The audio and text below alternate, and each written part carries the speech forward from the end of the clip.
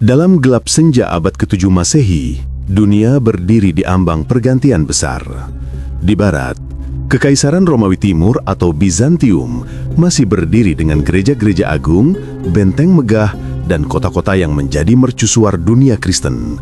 Dan di timur, Kekaisaran Persia Sasanid menjulang dengan istana-istana batu raksasa, pasukan berkuda baja, dan api suci yang terus menyala di kuil-kuil Zoroastrian. Dan di antara dua raksasa itu, di tengah padang pasir yang seolah tak berarti, ada sebuah negeri kecil bernama Hijaz, tempat seorang nabi bangkit membawa cahaya yang akan mengubah arah dunia. Menurut As-Sirah An-Nabawiyah karya Ibnu Hisham, pada masa Rasulullah diutus, Jazirah Arab tidak memiliki pemerintahan besar, tidak ada kekuatan militer besar, hanya kabilah-kabilah kecil yang hidup dari perdagangan dan pertempuran.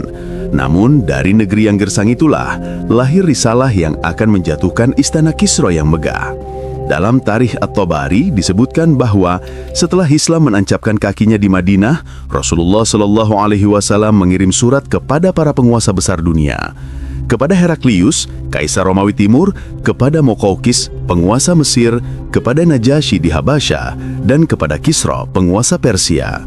Dalam suratnya kepada Kisra, Rasulullah mengajak sang raja agar beriman kepada Allah yang Esa, agar tidak menyembah makhluk, dan agar tunduk pada risalah terakhir. Namun Kisra merobek surat itu dengan tangan sendiri. Ibnu Katsir dalam Al-Bidayah wan Nihayah meriwayatkan bahwa ketika berita itu sampai kepada Rasulullah, beliau bersabda, "Semoga Allah merobek-robek kerajaannya sebagaimana ia merobek suratku." Kalimat itu bukan sekedar doa, ia adalah nubuatan kenabian yang kelak terbukti satu demi satu. Di saat yang sama, seperti dijelaskan oleh sejarawan modern Hugh Kennedy dalam The Great Arab Conquest, Persia sebenarnya telah berada di tepi kehancuran. Perang panjang melawan Romawi selama hampir 30 tahun menguras harta, melemahkan pasukan, dan memecah kesetiaan dalam negeri. Di bawah permukaan kemegahan istana Tesifon, muncul perebutan tahta, pembunuhan antar bangsawan, dan pajak yang mencekik rakyat. Persia tampak seperti singa yang gagah, tapi jantungnya telah lemah. Sementara itu, di Hijaz, Rasulullah membangun masyarakat dengan fondasi tauhid dan keadilan. Dalam Sirah Ibnu Hisham dijelaskan bagaimana Nabi mempersaudarakan kaum Muhajirin dan Ansor di Madinah. Beliau menulis Piagam Madinah yang menjadi konstitusi pertama di dunia Islam, menjamin hak kaum Yahudi dan suku-suku lainnya selama mereka tidak berkhianat, menegakkan keadilan tanpa melihat suku dan nasab. Dari kota kecil inilah lahir sebuah umat dengan disiplin moral yang kelak akan menjadi kekuatan militer paling tangguh di zamannya. Dalam Musnad Ahmad diriwayatkan kisah Suraqah bin Malik. Ia pernah memburu Nabi saat hijrah ke Madinah mengharapkan hadiah dari Quraisy. Namun kudanya terus jatuh dan akhirnya ia meminta ampun. Rasulullah Shallallahu Alaihi Wasallam bersabda kepadanya, "Bagaimana pendapatmu, wahai Suraqah, bila suatu hari engkau mengenakan gelang Kisra, Raja Persia?"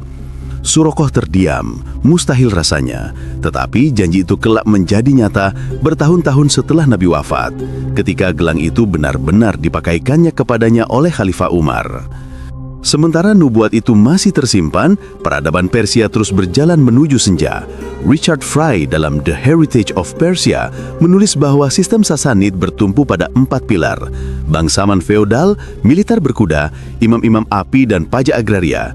Keempatnya menopang istana namun sekaligus menjadi beban berat bagi rakyat. Setiap provinsi dipimpin oleh bangsawan yang memiliki pasukan sendiri. Mereka tunduk kepada raja hanya selama mendapat keuntungan. Jika istana melemah, mereka akan berkhianat atau mengangkat raja tandingan. Dan itulah yang terjadi menjelang naiknya Yazdak III, raja terakhir Persia. Dalam Tarikh At-Tabari disebutkan bahwa dalam 2 dekade sebelum Yazdak naik tahta, Persia telah mengganti belasan raja, sebuah gejala keruntuhan yang tak mungkin dibendung. Ketika Islam mulai berkembang di Madinah dan Makkah telah dibebaskan, dunia mulai melihat perubahan besar. Rasulullah tidak membangun kerajaan seperti Kisra atau Heraklius. Beliau membangun umat. Setiap langkahnya, setiap perang, setiap perjanjian memiliki nilai moral yang tinggi. Dalam Sahih Bukhari disebutkan, Nabi melarang membunuh perempuan, anak-anak, dan orang tua yang tidak ikut berperang. Beliau melarang menghancurkan tempat ibadah, melarang merusak tanaman, bahkan melarang menyakiti hewan. Etika perang inilah yang kelak membuat pasukan Islam berbeda dari pasukan manapun di dunia kuno. Setelah wafatnya Rasulullah, kepimpinan beralih kepada Abu Bakar As-Siddiq, lalu kepada Umar bin Khattab. Keduanya bukan raja, tetapi pemimpin yang hidup sederhana, tanpa istana, tanpa penjaga. Ali Shalabi dalam Al-Faruq, biografi Umar bin Khattab, menulis bahwa Umar setiap malam berkeliling memeriksa rakyatnya tanpa pengawalan. Ia menangis ketika menemukan keluarga yang lapar dan marah jika ada pejabat yang memperkaya diri. Inilah moral pemimpin yang akan memimpin umat menuju pertempuran besar melawan dua imperium raksasa. Dari arah Syam, pasukan Islam telah memukul mundur Bizantium di Yarmouk. Dan dari Irak, gelombang baru kaum muslimin mulai menembus perbatasan Persia. Awalnya pertempuran itu hanyalah bentronan kecil di bawah komando Khalid bin Walid. Namun dalam At-Tabari dan Futuh Al-Buldan karya Al-Balazuri dicatat bagaimana pertempuran itu berkembang menjadi perang besar di bawah pimpinan Sa'ad bin Abi Waqqas. Kemenangan di Qadisiyah membuka gerbang ke ibu kota Tesifon, jantung Persia. Dari sanalah sejarah baru mulai. Tetapi sebelum kisah itu berlanjut, kita perlu memahami bahwa kemenangan Islam tidak datang dari jumlah pasukan atau senjata. Ibnu Katsir menulis bahwa pada masa Umar, jumlah pasukan Persia jauh lebih besar. Namun, pasukan Islam memiliki sesuatu yang tidak dimiliki musuh, keikhlasan dan keyakinan bahwa mereka berperang bukan untuk tanah, melainkan untuk menegakkan kalimat Allah. Mereka berangkat dengan satu prinsip sebagaimana firman Allah dalam surah Al-Anfal ayat 60. Persiapkanlah kekuatan semampu kalian untuk menghadapi mereka, agar musuh Allah dan musuh kalian gentar. Kekuatan itu bukan hanya pedang, tapi juga akhlak, iman, dan kesatuan komando. Dalam catatan At-Tabari, setelah surat Nabi dirobek oleh Kisra, perpecahan mulai menimpa Persia. Kaisar Kisra terbunuh oleh anaknya sendiri, lalu anaknya dibunuh oleh menantunya, hingga akhirnya tahta jatuh ke tangan Yazdak III yang masih remaja. Ia tidak punya pengalaman, tidak punya kewibawaan, dan dikelilingi oleh para jenderal yang saling bersaing. Di mata sejarah, ia hanyalah simbol, bayang-bayang terakhir dari kekuasaan panjang yang kehilangan jiwa. Ketika kabar kemenangan Islam di Yarmouk dan Qadisiyah sampai ke istana Persia, Yazdak memerintahkan pasukannya untuk mempertahankan setiap wilayah. Ia mengumpulkan prajurit dari Merv, Isfahan, Fars hingga Khurasan. Namun pasukannya sudah tidak percaya pada istana. Sebagian besar hanya bertempur demi gaji, bukan demi negeri.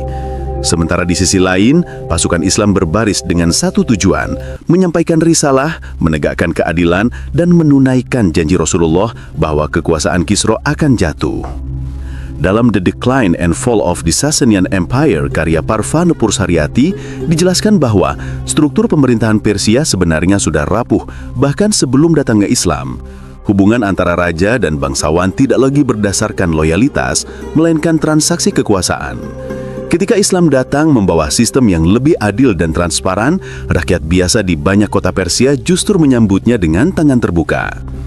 Sementara itu, Umar di Madinah menyusun strategi dengan ketelitian luar biasa. Ia tidak tergesa-gesa mengirim pasukan. Ia memetakan wilayah Persia menjadi 3 poros, utara, tengah, dan selatan.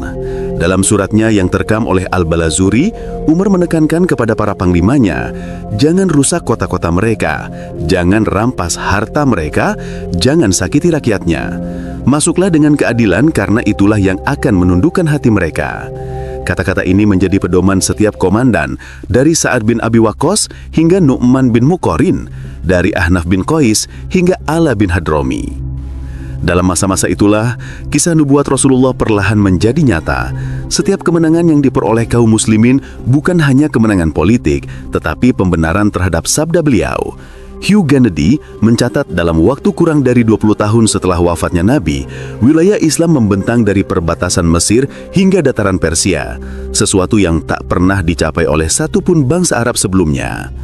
Dan di ujung semua kisah itu, api abadi yang selama berabad-abad menyala di kuil-kuil Zoroastrian mulai padam satu demi satu. Sebagaimana disebutkan oleh Ibnu Katsir, ketika Madain jatuh ke tangan kaum muslimin, mereka menemukan harta rampasan yang luar biasa, mahkota, perhiasan dan perbendaharaan Kisra. Namun tidak satu pun di antara para sahabat yang menggunakannya untuk kemewahan pribadi. Semuanya dikirim ke Madinah, diserahkan kepada Umar bin Khattab. Ia menatap tumpukan emas itu dan menangis, lalu berkata, kaum yang menyerahkan ini pasti jujur, dan kaum yang menerima ini pasti amanah. Madinah, kota kecil di tengah padang pasir ini, kini menjadi pusat dunia baru. Dari barat, angin gurun membawa kabar kemenangan Islam di Madain. Tapi di balik pegunungan Zagros yang membentang panjang, masih berdiri kerajaan tua yang mencoba menegakkan kepalanya. Sebuah peradaban yang dulu ditakuti, disegani, dan dianggap abadi, Persia Sasanid. Dalam Tarikh Al-Tabari, Istana Kisra digambarkan sebagai salah satu bangunan paling megah di dunia kuno. Gerbangnya menjulang seperti pelangi batu, dikenal sebagai Takkasra, lengkungan raksasa dari bata dan gipsum yang seolah menantang langit. Di bawahnya terbentang Haula Raja yang luasnya setara lapangan besar, dihiasi karpet baharestan yang ditenun dari sutra dan batu permata. Di sekeliling singgasana, api suci berkobar di tungku emas, dijaga oleh pendeta-pendeta Majusi yang mengenakan jubah merah. Raja Persia atau Syahansyah disebut raja dari segala raja. Ia tak boleh disentuh, tak boleh dipanggil dengan nama, dan hanya bisa disapa melalui perantara. Menurut catatan Richard Fry dalam The Heritage of Persia, Istana Kisra berjalan seperti drama suci. Setiap gerak, setiap langkah punya makna simbolik. Saat raja muncul dari balik tirai, semua yang hadir menunduk menyentuh tanah. Karena bagi mereka, Kisra bukan hanya pemimpin, tapi bayangan dewa di bumi. Namun, seperti yang dijelaskan oleh Ibnu Katsir dalam Al-Bidayah wa Al-Nihayah, kemegahan itu hanya kulit luar. Di dalamnya, kekuasaan Persia sedang digerogoti penyakit lama, yaitu kesombongan, korupsi, dan perebutan kekuasaan.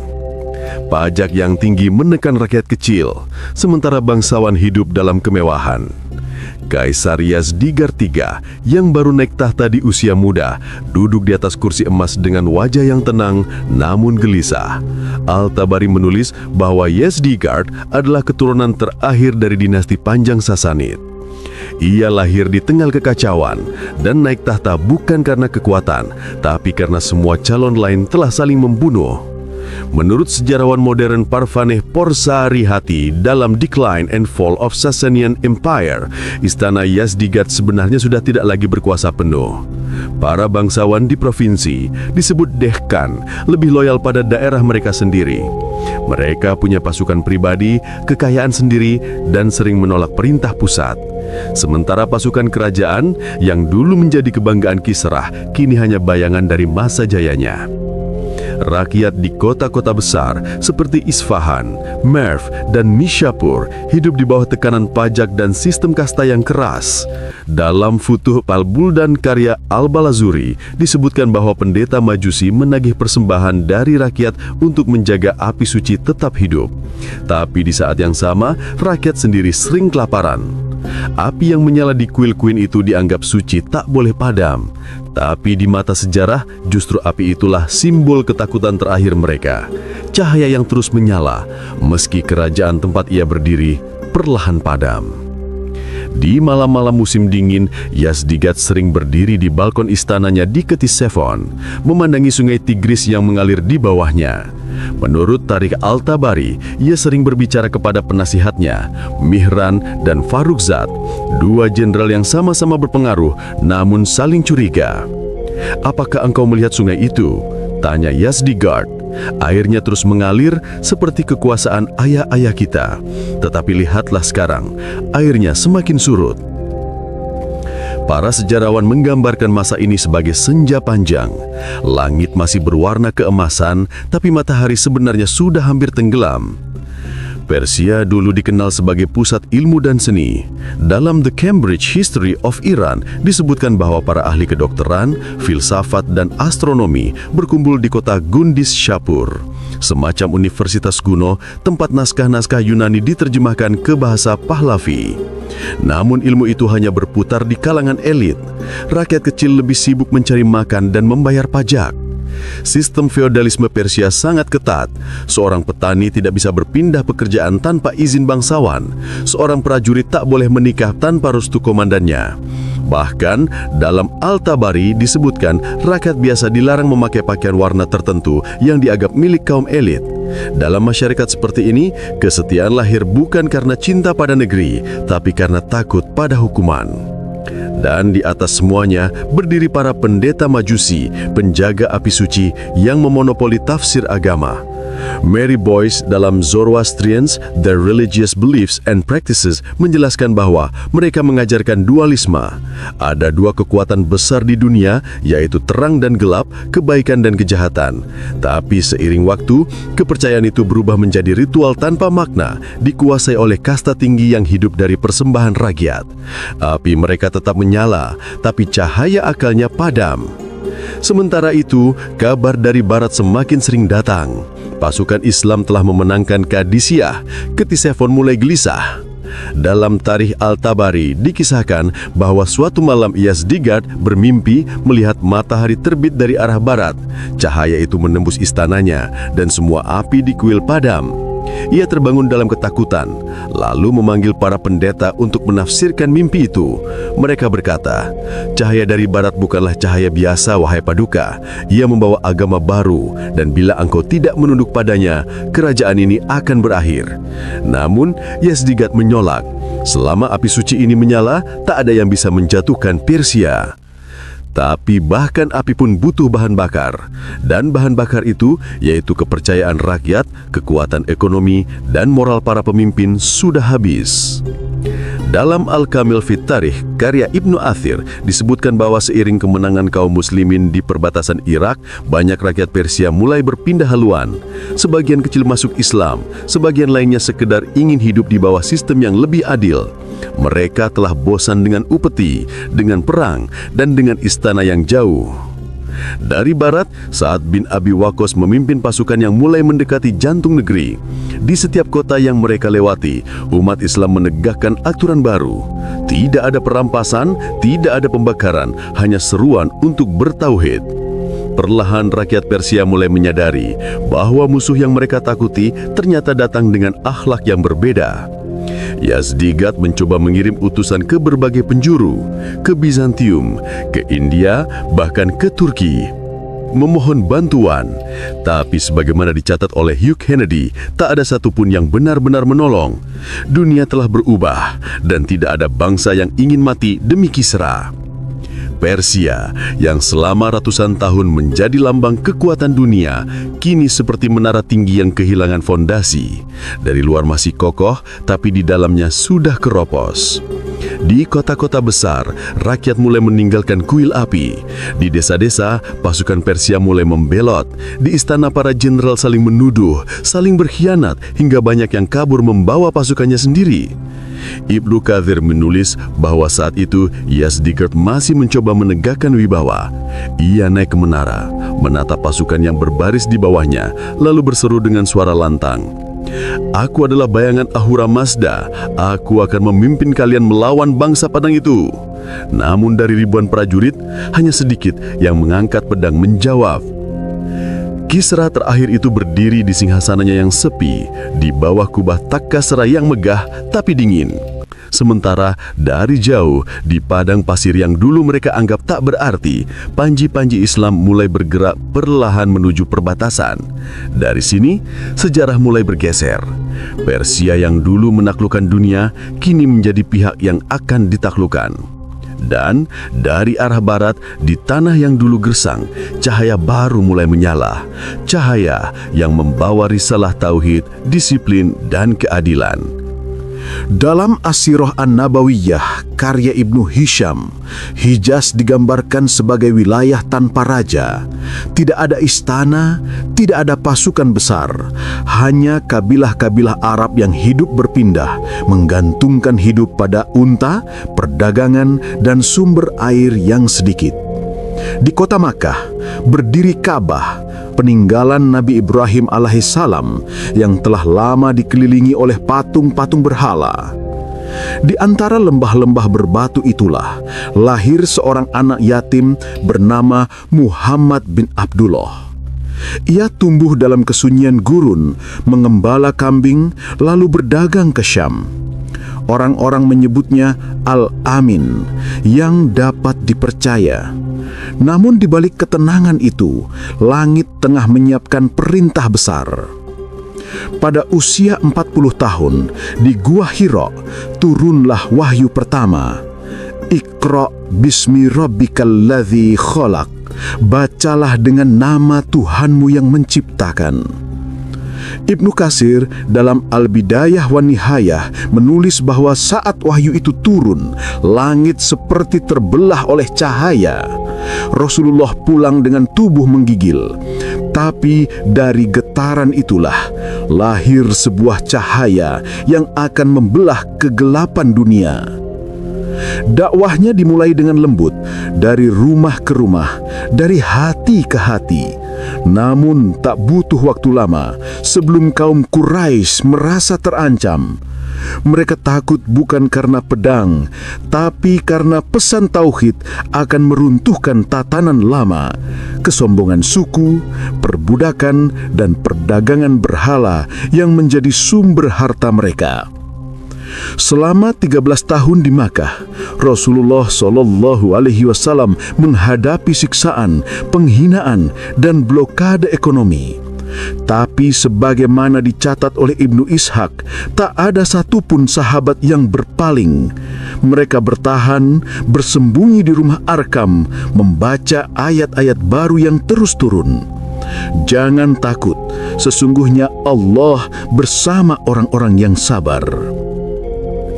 Ketika tekanan semakin keras, datanglah izin untuk hijrah.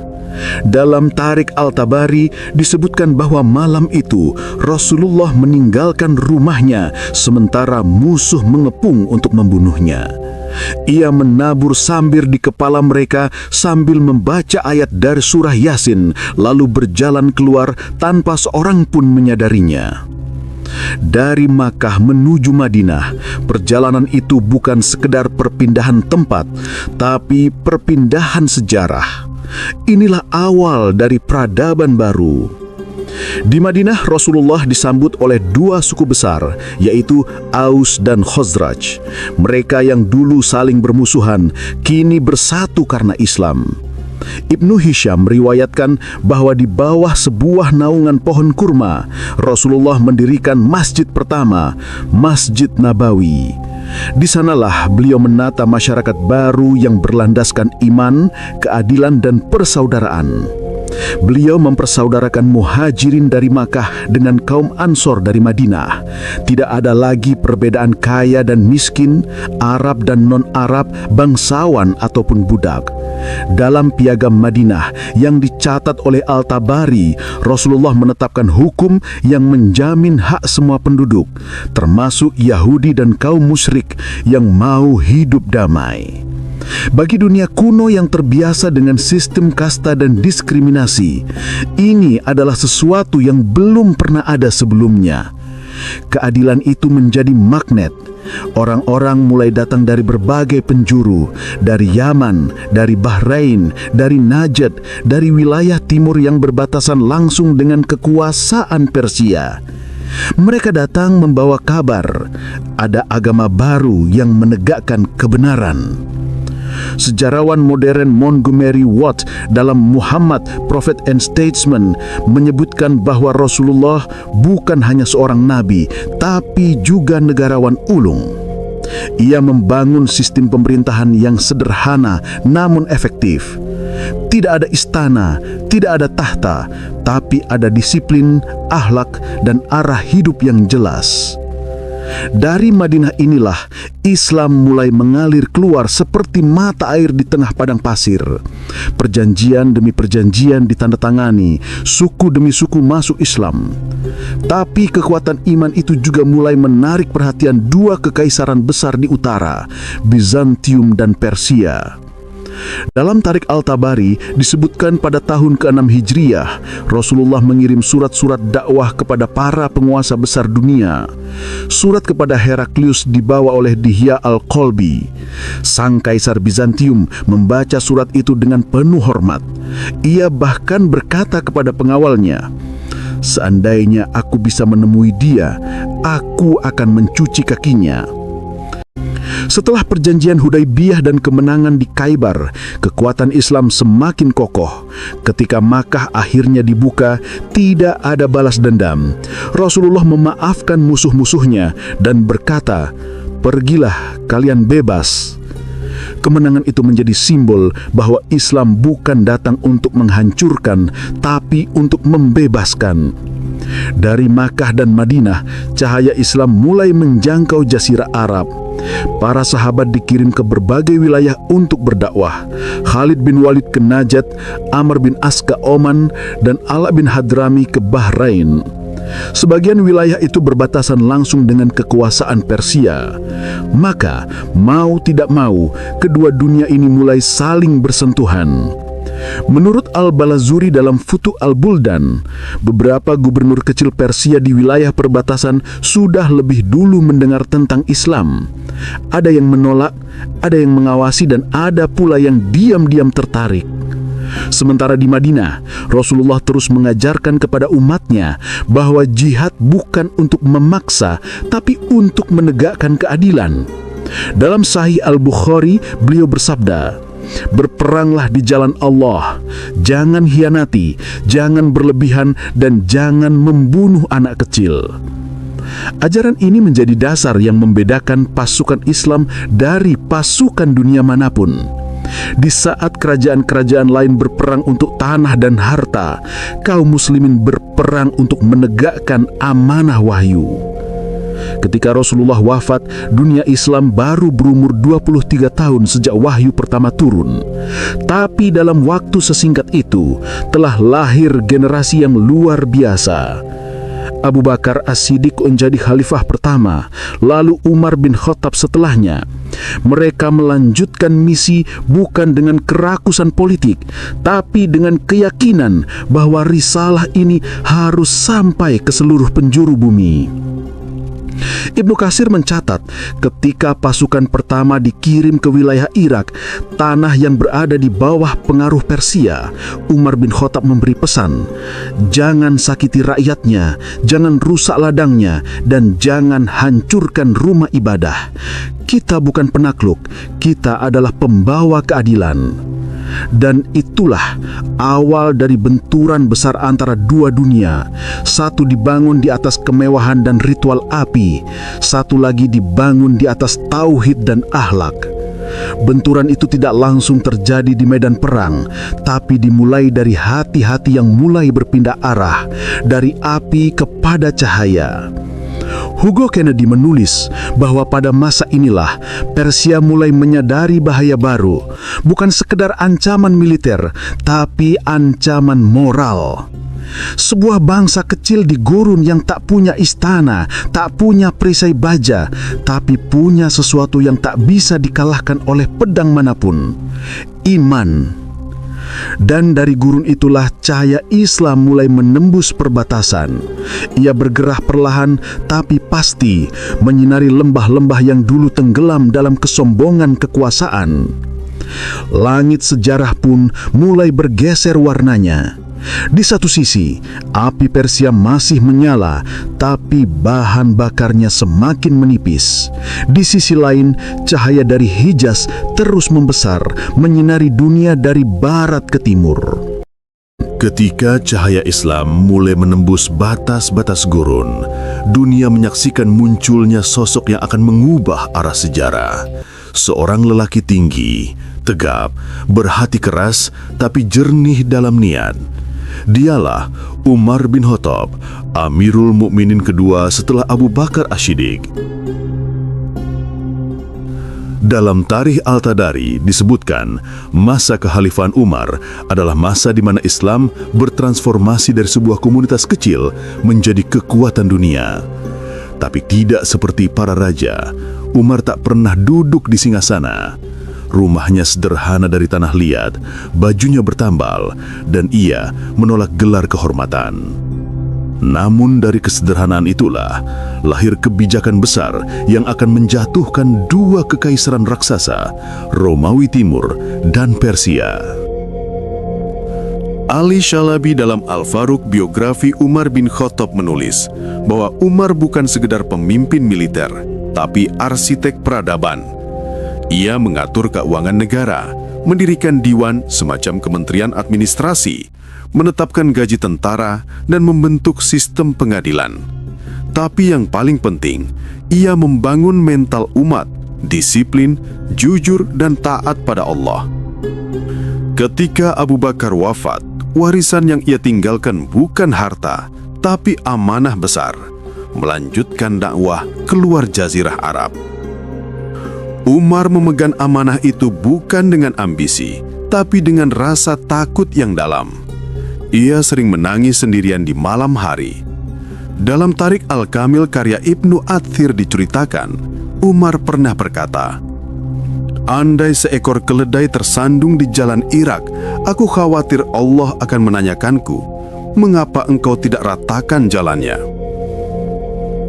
Itulah hatinya, seorang pemimpin yang takut kepada Allah, tapi tak gentar menghadapi dunia. Setelah kemenangan di Syam dan Yarmuk, perhatian Umar beralih ke timur. Di sanalah Persia, kekaisaran tua yang telah berkali-kali berperang melawan Romawi dan kini mulai goyah. Dalam Futuh Al-Buldan karya Al-Baladzuri, diceritakan bahwa Umar menimbang lama sebelum memutuskan untuk mengirim pasukan. Ia tahu kekuatan Persia jauh lebih besar, tapi ia juga tahu janji Rasulullah SAW bahwa Kisra akan hancur. Umar tidak ingin perang tanpa tujuan. Ia menegaskan kepada seluruh jenderalnya, "Kita tidak keluar untuk memperluas tanah, tapi untuk menyebarkan keadilan. Bila mereka menerima Islam, mereka saudara kita. Bila menolak tapi mau damai, mereka dilindungi. Bila menolak dan memerangi, barulah kita lawan." Prinsip itu menjadi fondasi seluruh strategi Umar. Dalam Tarikh At-Tabari tercatat bagaimana Umar memetakan wilayah Persia menjadi 3 jalur utama, utara melalui Azerbaijan, tengah melalui Isfahan, dan selatan melalui Fars.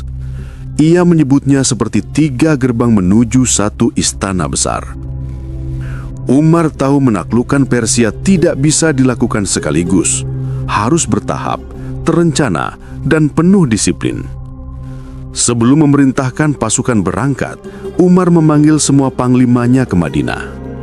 Di antara mereka ada Sa'ad bin Abi Waqqas, sang pemanah handal dan sahabat Rasulullah yang pernah dijanjikan surga. Ada juga Al-Musanna bin Harisah, pejuang yang telah lama memimpin perbatasan Irak. Umar menatap mereka satu persatu dan berkata dengan suara tegas, "Kemenangan bukan karena jumlah, tapi karena ketaatan. Jangan berangkat sebelum niat kalian lurus." Menurut Ibnu Katsir dalam Al-Bidayah wan Nihayah, Umar bahkan melarang pasukannya membawa terlalu banyak harta atau pakaian. Ia ingin agar setiap prajurit sadar, ini bukan ekspedisi duniawi, tapi perjalanan dakwah. Ketika pasukan pertama dikirim menuju Irak, Umar menulis surat khusus kepada Sa'ad. "Wahai Sa'ad, aku tidak memerintahkan hadis untuk berperang demi dirimu, tapi demi agama Allah. Ketika engkau bertemu musuh, bersikaplah lembut kepada rakyat dan keras hanya kepada kezoliman. Jangan rusak ladang, jangan bakar rumah ibadah, dan jangan bunuh anak kecil. Ingatlah, kemenangan bukan dengan pedang, tapi dengan ketaatan." Kata-kata itu kemudian disalin oleh banyak sahabat dan menjadi pedoman perang Islam selama berabad-abad. Di Madinah, Umar memantau medan perang dari jauh. Ia membuat sistem pos pengiriman berita tercepat di dunia kuno. Kuda-kuda yang ditempatkan di setiap pos sepanjang rute dari Kufah hingga Madinah. Setiap laporan datang, ia baca sendiri. Kadang ia berdoa hingga menangis sepanjang malam sambil menunggu kabar dari medan perang. Dalam The Great Arab Conquest, karya Hugh Kennedy, disebutkan bahwa sistem komunikasi Umar ini jauh lebih efisien daripada milik Persia sendiri. Ia mampu memerintah perang jarak jauh tanpa kehilangan kendali. Umar menunjuk Sa'ad bin Abi Waqqas sebagai panglima utama menghadapi Persia. Saat memimpin pasukan menuju lembah Kadisya, gerbang menuju Tesifon. Pasukan Persia datang di bawah pimpinan jenderal legendaris mereka, Rustum Farrokzhad, dengan pasukan yang jauh lebih besar. Al-Tabari menulis jumlah pasukan Persia mencapai 120.000 orang, sedangkan pasukan Islam hanya sekitar 30.000. Tapi Umar tetap tenang. Ia tidak tergoda untuk turun langsung ke medan perang. Ia berkata, "Jika aku datang, umat kehilangan pemimpinnya. Tapi jika mereka kalah, Allah tetap ada bersama mereka." Perang Qadisiyah berlangsung 4 hari 4 malam. Getarannya sampai ke Madinah. Umar terus berdoa di masjid, mengangkat tangannya tinggi-tinggi sambil memohon, "Ya Allah, jangan biarkan umatmu kalah hari ini." Dan di hari keempat, pasukan Islam berhasil menembus barisan Persia. Rustum terbunuh dan sisa pasukannya lari ke Ctesiphon. Kemenangan itu bukan hanya kemenangan militer, itu adalah runtuhnya jantung kekuasaan Persia. Ketika kabar itu sampai ke Madinah, Umar sujud syukur. Ia menangis, bukan karena gembira, tapi karena takut Allah menguji umat dengan kemenangan. Setelah Qadisiyah, pintu menuju istana Kisra terbuka. Dalam Al-Tabari diceritakan bahwa pasukan Islam memasuki kota Madain tanpa perlawanan berarti. Mereka menemukan harta yang tak terbayangkan, emas, perak, sutra, dan permata. Tapi tidak satu pun dari mereka yang mengambilnya untuk diri sendiri. Semua dikirim ke Madinah. Ketika tumpukan harta itu tiba, Umar menatapnya lama. Ia berkata pelan, "Kaum yang menyerahkan ini pasti jujur, dan kaum yang menerimanya pasti amanah." Lalu ia menangis. Namun Umar tahu ini belum akhir. Persia masih punya kekuatan besar di timur di balik gunung-gunung Khurasan dan lembah Nahavan. Ia memerintahkan agar pasukan tetap siaga. Umar menunjuk Nu'man bin Mukarin untuk memimpin pasukan berikutnya, sementara Sa'ad bin Abi Waqqas tetap menjaga Irak. Dalam suratnya kepada Nu'man yang dicatat oleh Al-Baladzuri, Umar menulis, "Bila engkau maju, mintalah pertolongan Allah. Jangan bertempur sebelum engkau yakin rakyatmu siap. Dan bila engkau menang, jangan sombong. Sesungguhnya kemenangan itu dari Allah, bukan dari pedangmu." Kata-kata itu menggambarkan inti dari visi Umar. Penaklukan bukan untuk memperluas wilayah, tapi untuk menegakkan keadilan. Marshall Hodgson dalam The Venture of Islam menilai bahwa keberhasilan Umar bukan karena jumlah pasukan atau strategi semata, tapi karena sistem moral dan disiplin yang ia bangun. Umat Islam saat itu tidak bertempur demi rampasan, tapi demi prinsip. Di Madinah, Umar terus menolak hidup mewah. Ia tetap tidur di atas tikar kasar, makan roti kering, dan menolak hadiah. Suatu hari seorang sahabat melihatnya memikul karung gandum untuk rakyatnya. Ketika ditanya mengapa, Umar menjawab, "Siapa lagi yang akan memikulnya di dunia bila aku tak memikulnya di akhirat?" Itulah sosok yang memimpin pasukan Islam menaklukkan dunia, bukan dengan istana, bukan dengan tahta, tapi dengan takut kepada Allah. Sementara itu, di timur, bayangan kekuasaan Persia mulai memudar. Kota demi kota mulai tunduk. Rakyat yang dulunya hidup dalam tekanan pajak menemukan ketenangan baru di bawah hukum Islam. Dalam Futu Al-Buldan, Al-Baladzuri menulis bahwa ketika rakyat Persia melihat pasukan Islam tidak merampas dan tidak memaksa, banyak di antara mereka yang berkata, "Demi Tuhan, pemerintahan baru ini lebih adil dari Kisra yang dulu kami puja." Dan itulah saat di mana cahaya Islam mulai benar-benar menggantikan kilau emas Persia. Di bawah langit Irak yang berdebu, dua pasukan besar saling menatap dari kejauhan.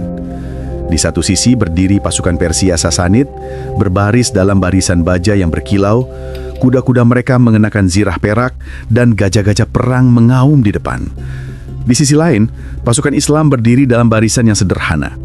Tak ada baju besi tebal, tak ada panji-panji emas, hanya keyakinan di dada mereka bahwa Allah bersama orang-orang yang sabar. Tempat itu bernama Qadisiyah, sebuah dataran di tepi sungai Furat, tak jauh dari Kufah. Menurut Tariq At-Tabari, Pasukan Persia berjumlah sekitar 120.000 orang, dipimpin oleh jenderal legendaris mereka, Rustum Farukzad, ahli strategi perang yang dihormati bahkan oleh musuhnya. Sedangkan pasukan Islam di bawah pimpinan Sa'ad bin Abi Waqqas hanya sekitar 30.000 orang. Perbandingan 4 lawan 1. Namun saat berdiri tegak di atas menara kecil di perkemahan dengan wajah tenang dan hati yang penuh doa. Sebelum perang dimulai, Sa'ad mengirim utusan ke pihak Persia. Utusan itu bernama Rib'i bin Amir.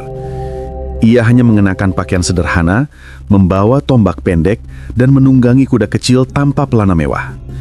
Ketika ia memasuki tenda Rustum, para prajurit Persia menertawakannya. Tapi Rib'i berjalan tegap, menancapkan tombaknya di karpet istana Kisro yang mahal itu, lalu berkata dengan suara tenang, "Kami datang bukan untuk merebut dunia kalian, tapi untuk membebaskan manusia dari penyembahan sesama manusia menuju penyembahan kepada Allah yang Esa. Dari sempitnya dunia menuju luasnya akhirat, dari kezaliman agama menuju keadilan Islam." Ucapan itu dicatat oleh Ibnu Katsir dalam Al-Bidayah wa Nihayah dan menjadi salah satu pidato paling agung dalam sejarah Islam. Rustum terdiam. Ia menatap Rib'i lama, lalu berkata, "Jika kami menolak?" Rib'i menjawab, "Kami beri kalian 3 pilihan. Masuk Islam dan menjadi saudara kami, membayar jizyah dan kami lindungi kalian, atau kami hadapi kalian dengan pedang." Rustum menggeleng pelan. Ia masih berharap bisa menyelesaikan semuanya lewat perundingan. Tapi waktu sudah habis. Dua kekuatan ini memang ditakdirkan bertemu. Pada hari pertama, gajah-gajah Persia bergerak lebih dulu. Dalam At-Tabari, diceritakan bahwa gajah-gajah itu menjadi senjata utama Rustum. Tubuhnya dilapisi besi, membawa menara kecil di punggungnya, dan dari atasnya, para pemanah Persia menembakkan anak panah bertubi-tubi. Pasukan Islam sempat terpukul mundur. Kuda-kuda mereka panik melihat makhluk raksasa itu. Tapi seorang sahabat bernama Ka'ka bin Amir At-Tamimi muncul dengan taktik berani. Ia memerintahkan tentaranya menebas kaki-kaki gajah dan menyerang penunggangnya langsung. Dalam waktu singkat, gajah-gajah itu roboh satu persatu dan medan perang kembali seimbang. Di malam hari saat yang sedang sakit karena luka punggungnya parah, tidak turun ke medan perang. Ia hanya bisa memantau dari menara kecil. Tapi dari sana, ia terus berdoa. Suaranya nyaris bergetar. "Ya Allah, Engkau tahu, aku tak bisa berperang hari ini. Maka jangan kau halangi mereka dari kemenanganmu." Hari kedua, pertempuran semakin sengit. Pasukan Persia menggunakan barisan perisai dan panah, sementara pasukan Islam membalas dengan serangan cepat dan taktik gerilya. Futuh Al-Buldan mencatat bahwa setiap kali barisan Persia mendesak, kaum muslimin bertakbir keras hingga langit bergema, lalu menyerang balik dengan semangat jihad yang luar biasa. Hari ketiga disebut Hari Ammak. Pada hari itu, Rustum mencoba menyerang dari 2 sisi, tapi Ka'ka bin Amir membawa pasukan cadangan dari belakang, mengepung musuh dengan taktik yang disebut sayap terbalik. Hugh Kennedy dalam The Great Arab Conquest menyebut manuver itu sebagai salah satu strategi medan terbuka paling brilian di era awal Islam. Menjelang sore hari keempat, badai besar datang dari arah barat. Angin berdebu menyapu medan perang, mengaburkan pandangan semua orang. Tapi arah angin justru menguntungkan kaum muslimin. Debu tertiup ke arah pasukan Persia. Rustum yang mencoba memimpin pasukannya sendiri di tengah kekacauan, tertimpa kuda yang melompat panik. Ia jatuh ke sungai dan tenggelam di antara lumpur dan perisai. Dalam At-Tabari disebutkan bahwa seorang prajurit muslim bernama Hilal bin Ulaf menemukannya dan mengangkat kepalanya ke atas tombak. Ketika panji Rustum jatuh, seluruh pasukan Persia panik dan melarikan diri. Kodisia berakhir dengan kemenangan besar. Kemenangan itu membuka jalan langsung ke Ktesifon, ibu kota kekaisaran Persia. Sa'ad bin Abi Waqqas tidak terburu-buru. Ia menata barisan, memastikan tidak ada perampokan atau kekacauan. Dalam Futuh Al-Buldan diceritakan bahwa ketika saat masuk ke Ktesifon, ia memerintahkan agar tidak satupun rumah dirusak dan agar semua penduduk diberi perlindungan. Di dalam istana Kisra, mereka menemukan karpet gajah raksasa Baharestan yang ditenun dari emas dan permata. Ketika karpet itu dikirim ke Madinah, Umar bin Khattab memerintahkan untuk memotongnya dan membagikannya kepada pasukan, bukan disimpan di istana. Sikap itu mengejutkan banyak orang. Dalam catatan Al-Kamil fi Tarikh, sebagian sahabat berkata kepada Umar, "Wahai Amirul Mukminin, engkau pantas menyimpannya." Tapi Umar menjawab, "Tidak, harta ini bukan milikku, tapi amanah Allah untuk umatnya." Kemenangan di Qadisiyah bukan hanya mengubah peta politik, tapi juga moral sejarah. Untuk pertama kalinya, Kekaisaran Persia yang berabad-abad menindas rakyatnya, kini dikalahkan oleh pasukan yang datang dengan pesan tauhid dan keadilan. Hugh Kennedy menulis, kemenangan ini menandai awal runtuhnya dunia lama. Perang Qadisiyah mengubah segalanya. Kekaisaran yang dulu menjadi lambang kemewahan, kini kehilangan pusat kekuasaan. Dan rakyat yang dulu tunduk karena takut, mulai melihat harapan baru di bawah panji Islam. Dalam At-Tabari disebutkan bahwa ketika pasukan Islam menyeberangi jembatan menuju ke Ctesifon, Sa'ad bin Abi Waqqas berhenti dan memandang sungai yang tenang itu. Ia berkata, "Demi Allah, ini bukan kemenangan karena kekuatan kita, tapi karena janji Rasulullah SAW telah nyata." Dan benar, di setiap langkah kaki pasukan itu, nubuah yang pernah diucapkan Nabi kini berjalan di dunia nyata. Kisra yang dulu sombong, yang pernah merobek surat Rasulullah, kini kerajaannya benar-benar tercabik-cabik.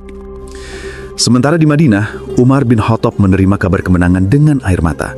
Ia sujud syukur di Masjid Nabawi, lalu berkata, "Segala puji bagi Allah yang menolong hamba-hambanya dan menunaikan janji Rasulnya."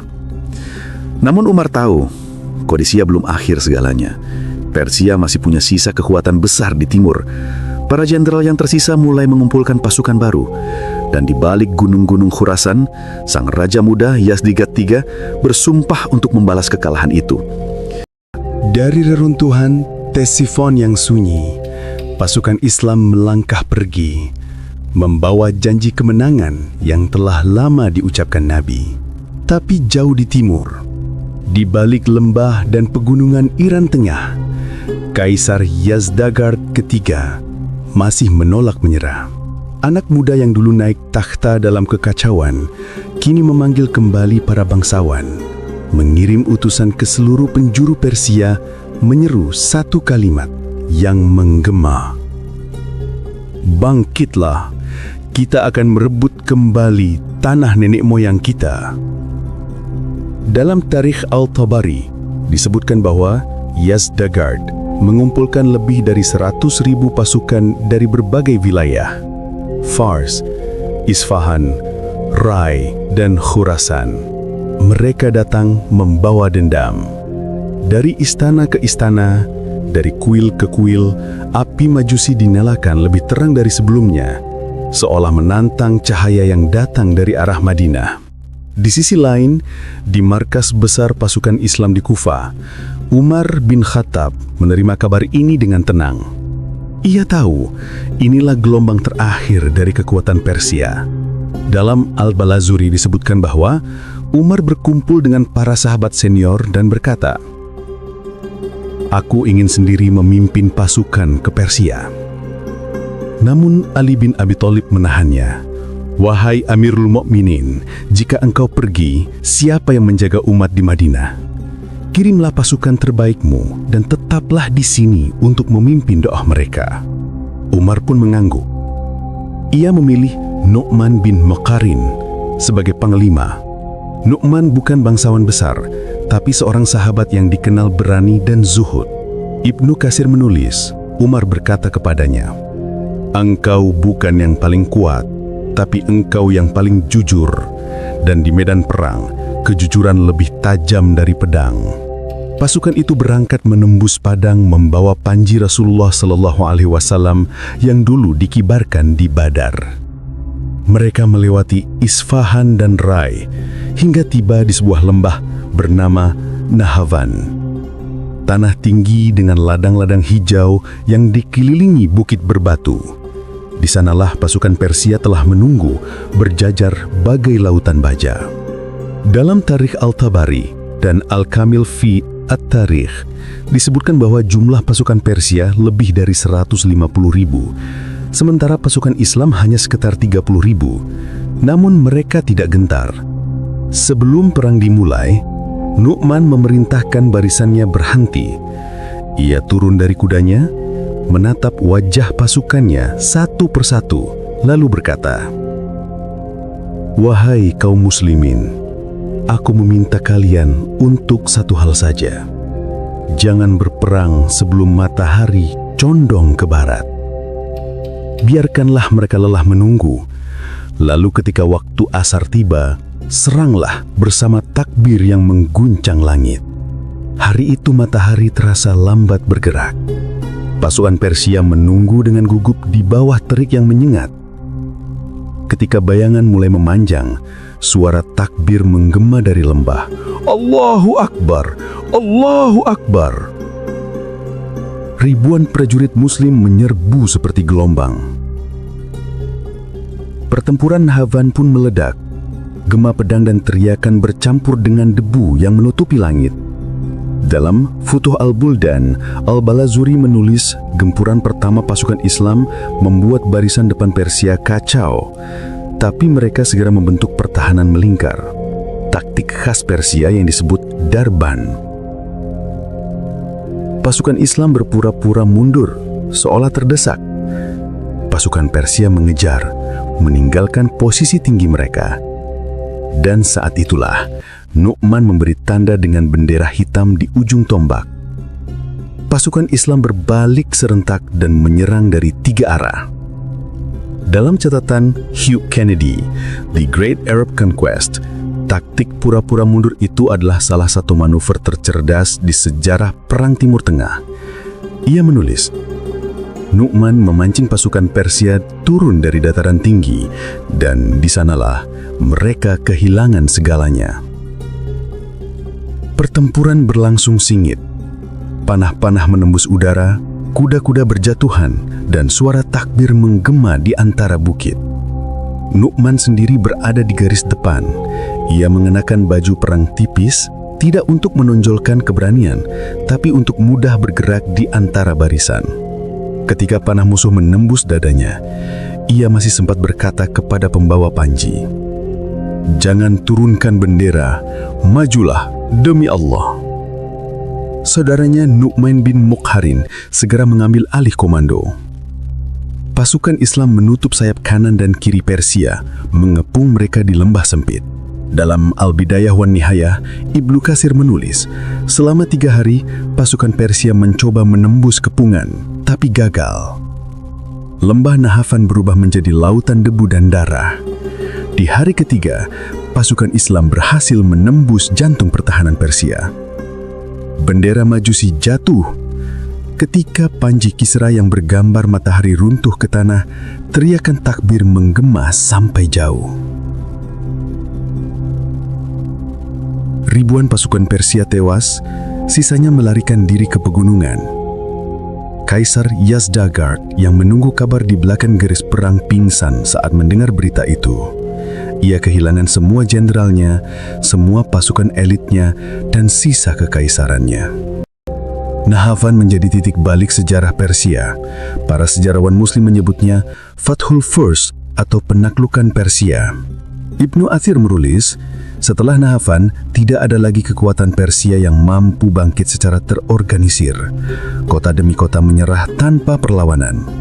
Penduduk yang dulu takut, kini menyambut pasukan Islam sebagai pembebas. Ketika kabar kemenangan itu sampai ke Madinah, Umar bin Khattab menangis. Ia bergegas ke masjid dan berkata di depan umat, "Segala puji bagi Allah yang telah menghancurkan Kisra dan menguatkan hamba-hambanya. Dunia telah berpaling dan yang tersisa hanyalah akhirat." Tapi kemenangan itu bukan tanpa luka. Nama Nu'man bin Muqharin kini disebut dengan penuh hormat. Umar memerintahkan agar kabarnya diumumkan di seluruh Madinah. Semoga Allah merahmati Nu'man, ia telah menukar dunia dengan surga. Dalam Al-Tabari disebutkan bahwa Umar berdiri lama di mihrab, berdoa sambil menahan tangis. "Ya Allah, jangan jadikan kemenangan ini sebab kami sombong, tapi jadikan ia beringatan bahwa Engkau menepati janjimu." Setelah Nahavan, jalan menuju Khurasan dan Merv terbuka. Persia yang dulu disebut Imperium Abadi kini tak lebih dari bayangan masa lalu. Yazdagerd melarikan diri dari kota ke kota, membawa sedikit pasukan yang tersisa, tapi bayangan Islam terus mengikutinya.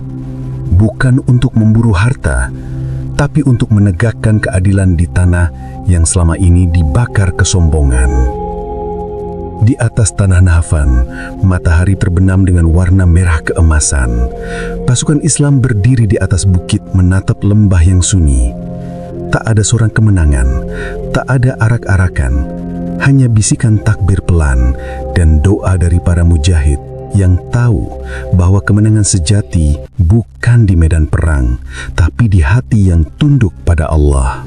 Dari sanalah sejarah baru mulai, babak di mana Persia mulai benar-benar runtuh dan Islam mulai menulis peradaban baru di atas tanah yang dulunya diperintah oleh api. Setelah suara takbir terakhir di Nahafan mereda, langit Persia seolah ikut diam. Pasukan Islam berdiri di tengah lembah yang masih berasap. Di kejauhan, ladang-ladang terbakar dan panji Kisra tertelungkup di tanah. Namun bagi Khalifah Umar bin Khattab di Madinah, kemenangan itu bukan akhir. Itu baru permulaan dari misi yang lebih besar, menyempurnakan penaklukan dengan keadilan, bukan dengan darah.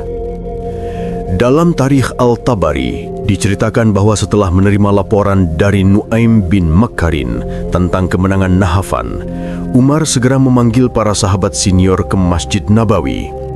Ia bentangkan peta Persia di hadapan mereka, kulit rusa besar yang di atasnya tergambar gunung, sungai, dan kota-kota penting.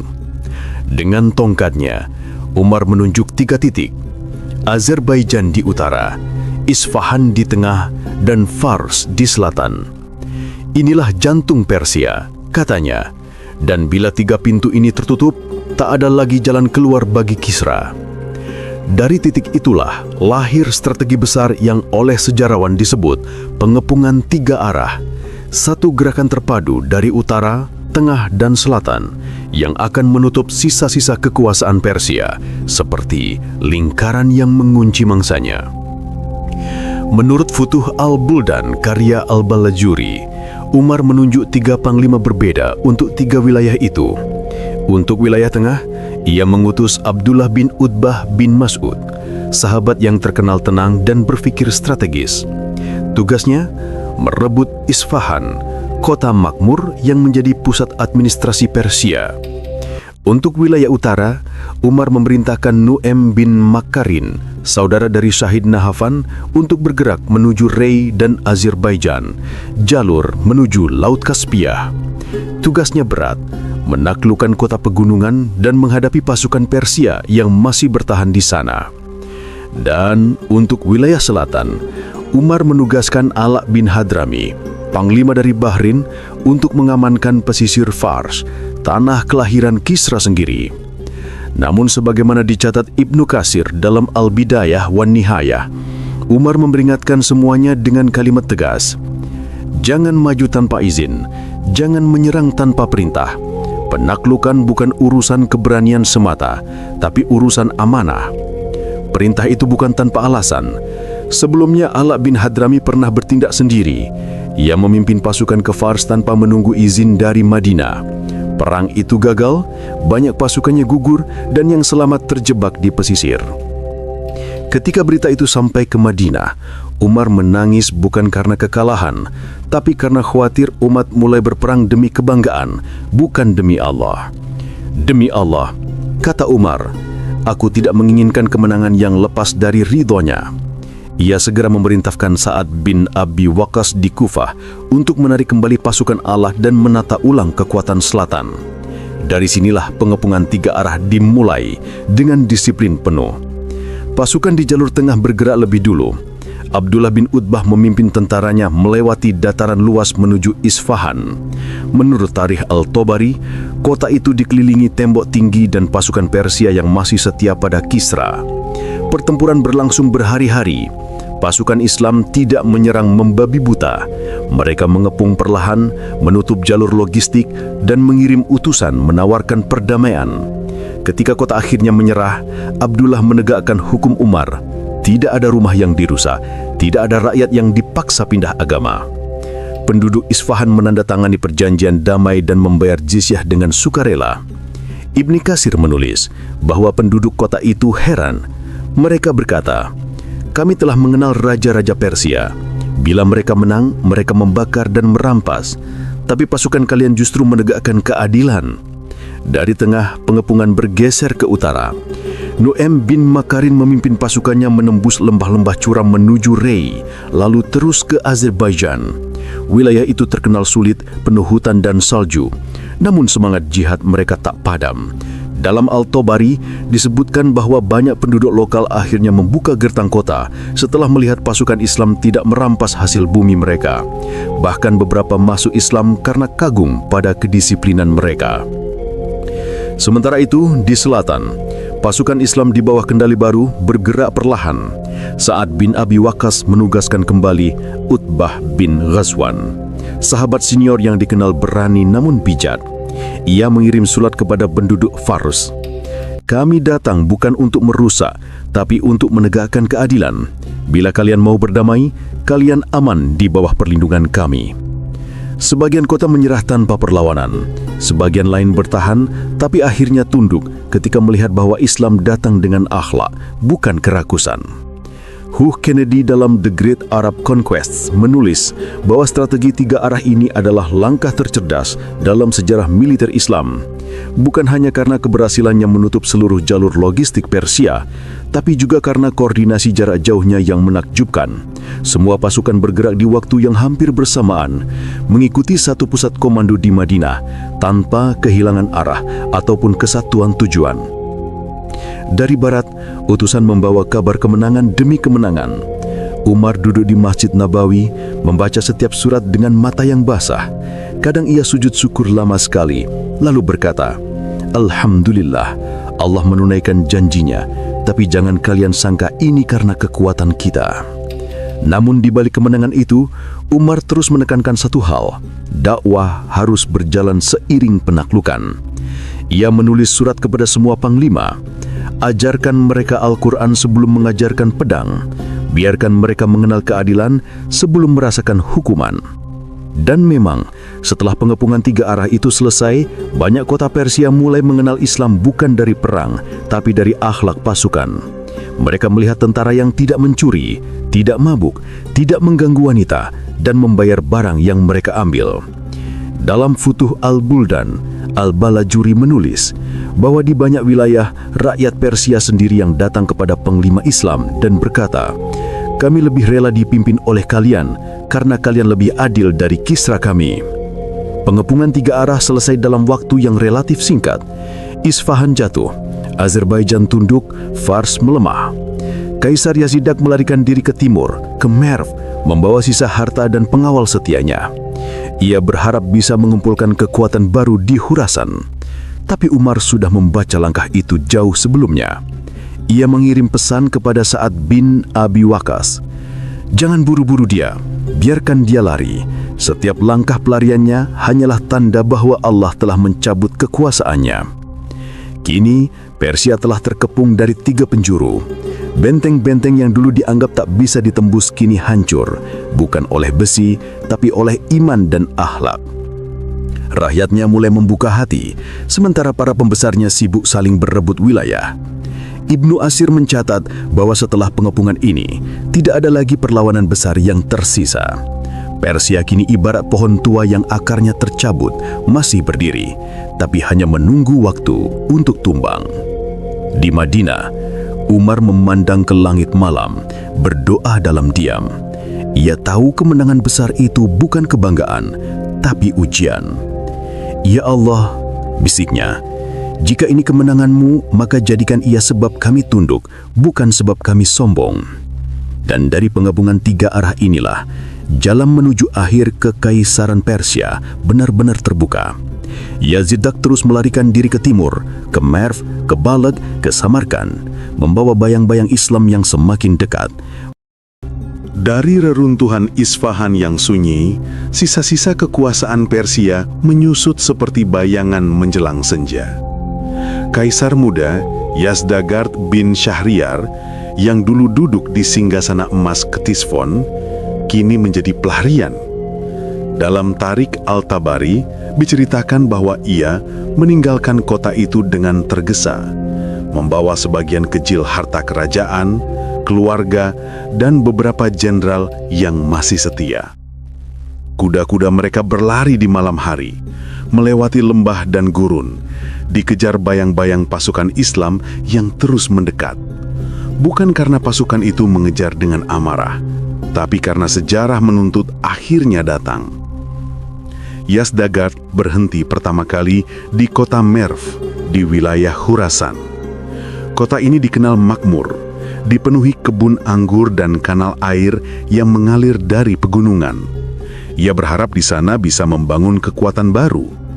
Namun sebagaimana dicatat Ibnu Katsir dalam Al-Bidayah wa Nihayah, semangat bangsawan Persia telah padam. Para jenderal yang dulu tunduk kini sibuk memikirkan diri sendiri. Mereka berdebat, saling curiga, dan saling menyalahkan atas kekalahan di Nahavan. "Wahai Paduka," kata salah seorang jenderal, "lebih baik kita bertahan di sini dan berunding dengan kaum Arab. Mereka adil dan beriman. Bila kita melawan lagi, rakyat akan binasa." Tapi Yazdagerd menatapnya tajam. "Engkau ingin aku tunduk kepada bangsa gurun itu? Tidak, aku adalah bayangan dewa di bumi." Kata-kata itu mencerminkan luka kebesaran yang belum sembuh. Ia masih hidup di bawah bayang-bayang Kisra yang dulu diagungkan rakyat, padahal rakyatnya sendiri kini sudah pergi meninggalkannya. Dalam Al-Balazuri disebutkan setelah beberapa bulan, Yazdagerd mencoba mengumpulkan pajak dari penduduk Merv untuk membiayai pasukannya. Tapi rakyat menolak. Mereka sudah lelah. Mereka tidak lagi percaya pada api suci yang katanya melindungi kerajaan. Sementara itu, kabar datang dari barat. Pasukan Islam di bawah Ahnaf bin Qais telah memasuki Khurasan dengan aman, menegakkan hukum Islam tanpa menumpahkan darah. Ahnaf dikenal sebagai panglima yang bijak. Ia tidak datang dengan pasukan besar, hanya dengan utusan dan dakwah. Dalam Tarik Al-Tabari disebutkan bahwa rakyat kota-kota di sepanjang rute Khurasan menyambutnya tanpa perlawanan. Mereka lebih memilih berada di bawah pemerintahan Islam yang menegakkan keadilan daripada terus hidup dalam pajak dan ketakutan. Yazdagerd mulai panik. Ia memutuskan untuk melarikan diri ke timur laut, ke kota Balkh, lalu ke wilayah Transoksiana, melintasi sungai Amu Darya yang membelah Asia Tengah. Ia membawa serta sebagian besar perbendaharaan kerajaan, emas, perak, dan batu permata. Namun di setiap kota yang ia lewati, jumlah pengikutnya semakin berkurang. Ada yang melarikan diri, ada yang bergabung dengan pasukan Islam, dan ada yang terbunuh dalam perebutan harta. Di Samarkand, Yazdagerd mencoba mencari sekutu baru. Menurut Al-Kamil fi At-Tarik, karya Ibnu Atsir, ia menemui penguasa Turki yang dikenal dengan gelar Hakan, memohon bantuan untuk memerangi kaum muslimin. Ia menawarkan emas dalam jumlah besar, bahkan sebagian perhiasan istana Kisra. Hakan menerima hadiah itu dengan tersenyum. Tapi ia tahu betul, Persia telah kalah, bukan oleh pedang, melainkan oleh waktu. Namun godaan harta terlalu besar untuk ditolak. Hakan setuju membantu. Pasukan Turki bersiap di tepi sungai Amu Darya. Ketika berita itu sampai kepada Ahnaf bin Qais di Khurasan, ia tidak gegabah. Ia segera menulis surat kepada Umar bin Khattab di Madinah, meminta petunjuk. Jawaban Umar datang tegas, sebagaimana dicatat dalam Al-Tabari. "Jangan engkau seberangi sungai itu, dan jangan engkau langkahi batas yang telah Allah tentukan. Biarkan mereka di seberang sana, dan jadikan sungai sebagai pelindungmu. Jika mereka menyerang, pertahankan. Jika tidak, jangan mulai perang." Perintah itu menunjukkan kebijaksanaan Umar. Ia tidak haus perang.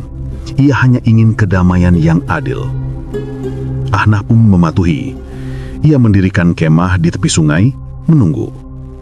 Selama berhari-hari, dua pasukan besar saling berhadapan di tepi sungai itu. Pasukan Islam di satu sisi, pasukan gabungan Persia dan Turki di sisi lain. Hugh Kennedy menulis bahwa momen itu adalah perang yang tidak jadi terjadi, tapi justru menjadi penentu nasib Yazdagerd. Untuk menunjukkan itikat damai, Ahnaf mengirim utusan kepada Hakan. Kami tidak mau melintasi sungai ini dan tidak mau menyerang. Jika kalian tidak ingin berperang, kami pun tidak akan memulai. Hakan terdiam lama mendengar pesan itu. Ia menoleh ke arah tentaranya dan berkata, "Mereka bukan seperti raja-raja yang kita kenal. Mereka berperang bukan untuk harta, tapi karena keyakinan." Akhirnya, Hakan membatalkan rencananya dan menarik pasukannya. Persatuan antara Persia dan Turki pun pecah. Yazdagerd marah besar. Ia menuduh Hakan pengecut dan pengkhianat, tapi sang penguasa hanya menjawab dingin, "Aku tidak akan mati demi tahta yang sudah kosong." Kaisar muda itu kini benar-benar sendirian. Ia melarikan diri jauh ke Fergana, membawa harta terakhirnya. Namun, di sanalah akhir nasibnya menanti. Dalam Al-Bidayah wa Nihayah, Ibnu Katsir menulis kisah tragis itu. Yazdagerd berlindung di rumah seorang tukang penggilingan tepung di pinggir sungai. Ia berpikir tempat itu aman sementara waktu. Namun pemilik rumah itu mengetahui bahwa tamunya adalah buruan rekaya. Dalam gelap malam, ia membunuh Yazdagerd dan merampas perhiasannya, lalu melarikan diri. Ketika jasad Yazdagerd ditemukan, tidak ada pasukan, tidak ada mahkota, tidak ada api suci. Hanya tubuh seorang raja yang dulu diagungkan dunia, kini terletak di lantai penggilingan, berlumur tepung dan darah. Ibnu Atsir menulis dengan kalimat yang menggugah, "Maka berakhirlah keimperiuman yang berdiri berabad-abad dengan kematian di rumah seorang rakyat kecil. Yang dulu menundukkan dunia, kini tak mampu menundukkan ajal." Kabar itu sampai ke Madinah. Umar bin Khattab menangis lama. Ia tidak bersorak, tidak bergembira. Beliau berkata, "Allah telah menghancurkan kezaliman tanpa pedang kita. Segala puji bagi Dia yang menegakkan kebenaran dengan cara yang tidak kita sangka." Dengan gugurnya Yazdagerd, tamatlah riwayat keimperiuman Persia Sasanid. Sebuah peradaban yang pernah berdiri megah selama 4 abad, runtuh bukan karena kekuatan senjata semata, tapi karena kesombongan dan kehilangan arah. Namun Islam tidak datang untuk menghapus bangsa itu. Ia datang untuk menghidupkannya kembali. Di tanah yang dulu dibakar api Majusi, kelak tumbuh ulama-ulama besar. Imam Bukhari, Imam Muslim, Al-Farabi, Al-Razi, dan banyak lainnya. Dari reruntuhan itu lahir peradaban baru, peradaban Islam Persia, tempat ilmu dan iman menyatu. Langit di timur perlahan cerah. Api yang dulu disembah telah padam, tapi cahaya yang lebih terang kini menyinari tanah itu. Dan sejarah mencatat bukan pedang yang memenangkan Islam atas Persia, melainkan kebenaran wahyu dan keadilan akhlak.